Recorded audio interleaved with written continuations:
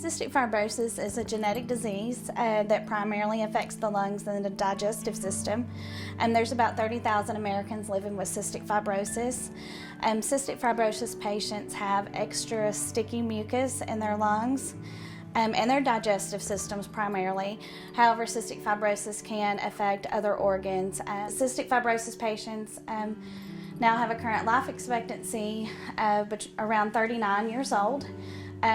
This is very exciting because cystic fibrosis used to just be a childhood disease. Most children did not make it into their adulthood. I don't think a lot of people realize that the many different side effects that CF has on a person. Both of my children have the same mutation, the genetic mutation for cystic fibrosis, but it affects both of them differently. You wish you could keep them in a bubble to keep them safe, but you really can't.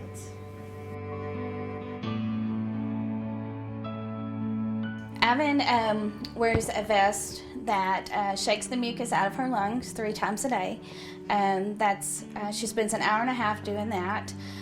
She also takes pancreatic enzymes, about 40 pills a day, just to help her digest her food. Avon takes about 12,000 pills a year just to help her absorb the vitamins that she needs and actually to help her absorb fat to gain weight, and spends a total of about 40 hours a month just wearing that vest treatment. So that kind of puts it to a little bit of perspective that CF can be a full-time job. Cystic fibrosis can be a very lonely disease.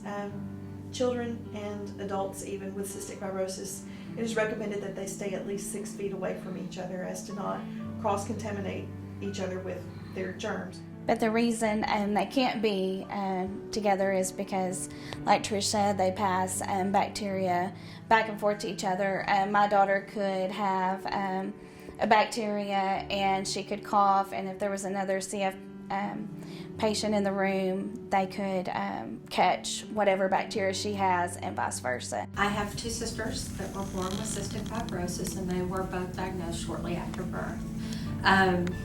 It was very challenging for them and for us growing up because you can't expose them to many different illnesses or public areas.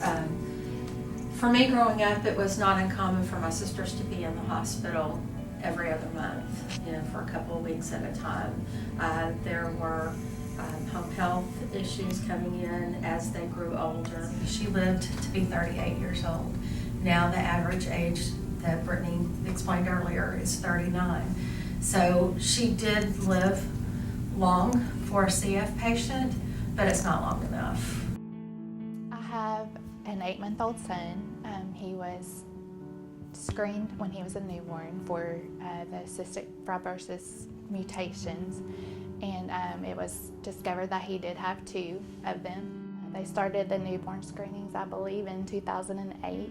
I mean, they're following very few people in the state of Arkansas that fall into this category that my son falls into. Even though we have not received the diagnosis of cystic fibrosis, it was scary, at first to hear that he possibly could have it, and still possibly could. They say that as long as there's no symptoms, they're not going to do any preventative measures. However, that's why they want to follow him, just to make sure that everything is continuing to be normal, and they will if the need arises.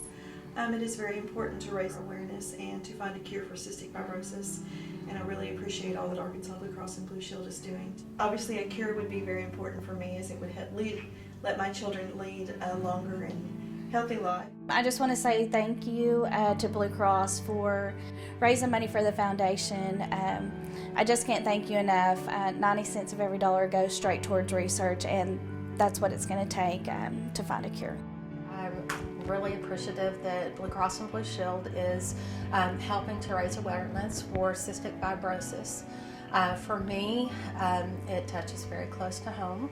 Having lost one sister already, finding a cure would mean that hopefully I will be able to grow old with my surviving sister. A cure for cystic fibrosis, to me, is important just in case we ever do have to deal with it. However, through the research I've done and getting to know people who actually do have to deal with this disease.